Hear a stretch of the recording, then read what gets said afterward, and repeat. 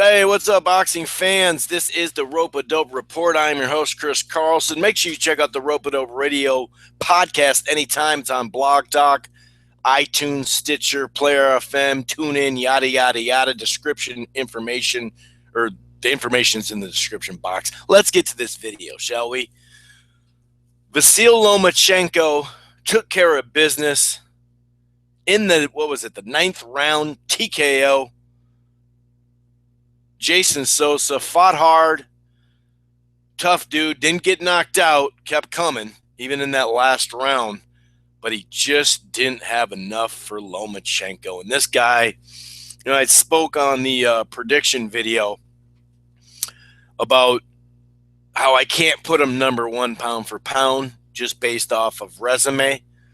And, that's just my way of thought process when it comes to that. But as far as like eye test, there's nobody passing the eye test in boxing more than Lomachenko. Let's be honest. And I felt like that was probably his best overall performance as far as making him a more known fighter too, because he was a little bit more feisty.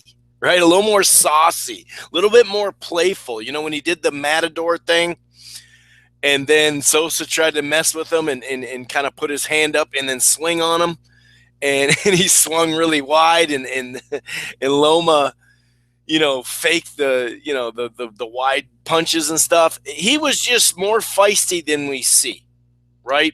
Even more comfortable, but at the same time, or confident, I should say. But at the same time, he was comfortable. He was probably the smoothest I've seen on him, the loosest.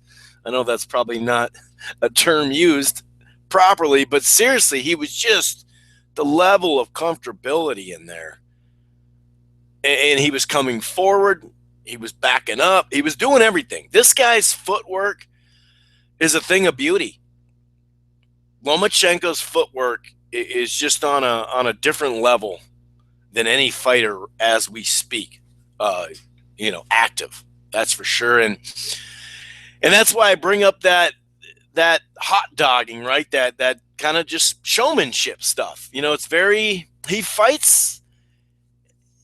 I don't know if anybody's adapted from a different country in American style and then made it his own too, right?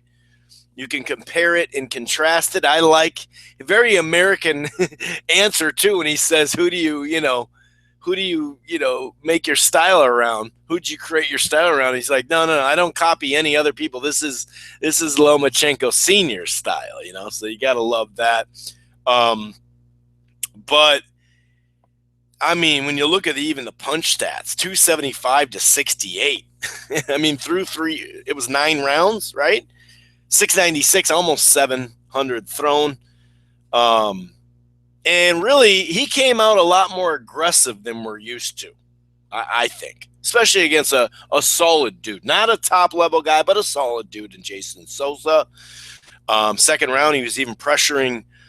He even stepped up the pressure more. Had him kind of, I don't know if he was hurt, but it looked like he had a nice flurry maybe the last 15, 20 seconds in the second round. But like I said, just outclassing him in general. I could go round for round, but what's the point? You know what I mean? Sosa's corner said, "Hey, we got to see something in this last round, otherwise it's a wrap." You know what I mean? And I thought that he went out there and tried his hardest and just couldn't get it done. Lomachenko, like I said, is on a different level. Who's next for Lomachenko? I mean, let's stay at 130. I don't really want to make this too long of a video, so I'll stay at 130, but I plan on either later today or probably tomorrow doing a who's next for Lomachenko video and breaking down 135, because I think there's a couple of different challenges there that could really highlight him. You know what I mean? I mean, let's be honest. There's just not many guys. Linares is skilled. Garcia's skilled. There's a lot of skilled guys, but let's stick to 130 like I just mentioned. See how I just started going to 135? At 135 though, 130, there is Corrales. I think Gervonta Davis has skill and power, but he's just too young at this point. I would like that to happen at some point, but I'd give it a year or two. And I know a lot of people go, well, Loma fought Salido in his second fight, but we all know that is a little different. When you have that many amateur fights, you've seen it all. Not to say that he didn't have a good pedigree, Davis, but I think that they should wait on that. But that's a guy, I think that's the best bet of competing with him, to be honest with you, because Davis isn't going to care about getting hit sometimes. So he's going to be able to maybe catch him in an exchange or whatever. But at 130, Salido is there, but, the rumor has it that he turned down $600,000 plus for this fight or for a fight with Loma. And at that weight class, I love me some Salido, but he's got to take that money. He's got to take that money. But you have Corrales. You have a couple. You have Burchelt, if you can get by, what's his name, Mira. He looks like he could exchange, and that active rate would at least keep Loma busy. I mean, I think your best bet is Loma coming to you. But then again, is it? You know what I mean? I don't know. Because you don't want him on his back foot trying to chase him around unless you can really close the gap and make it rough and dirty like Salido did. But who does that at 130 besides Salido? Who's really a rough, tough, dirty-ass mother effer? And I say that in all due respect. This is boxing, so it's kind of strange. But I say that with all due respect to Salido, but I just don't see it, man. I mean, like I said, Burchelt, I think Gervonta Davis could put up a good fight because he has hand speed and a ton of power, and he looks like he can move his head a little bit, even though he does get hit a lot. But this last fight showed me something. But, yeah, to me right now at 130, I just don't see anybody having really that much of a chance. And you're not going to sit in the middle of the ring with Loma and think you're going to win the fight. You have to either, like I said, be gifted as hell on the back foot. But even with that, when he's coming at you, if you cover up a little bit, he's on the right side of you, then he's on the left side of you. The angles with his footwork is phenomenal. But anyway, let me know what you guys think.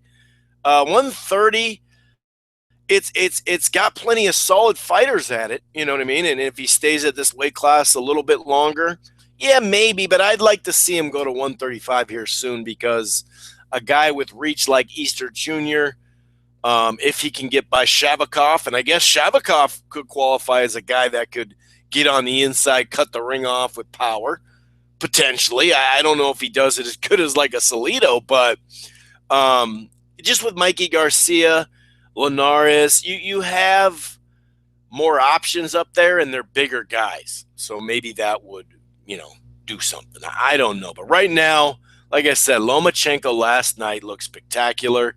The footwork, he just dismantled a quality dude. Not a great fighter, but just a quality, tough dude in Jason Sosa. Anyway, I'm going to get out of here. Like I said, there'll be a couple other videos. I got to watch a couple more fights from this last weekend. I may do like a weekend recap, and then also at 135, going to break down some matches for Vasyl Lomachenko. Anyway, I'm going to get out of here. You guys enjoy the rest of the weekend. Peace.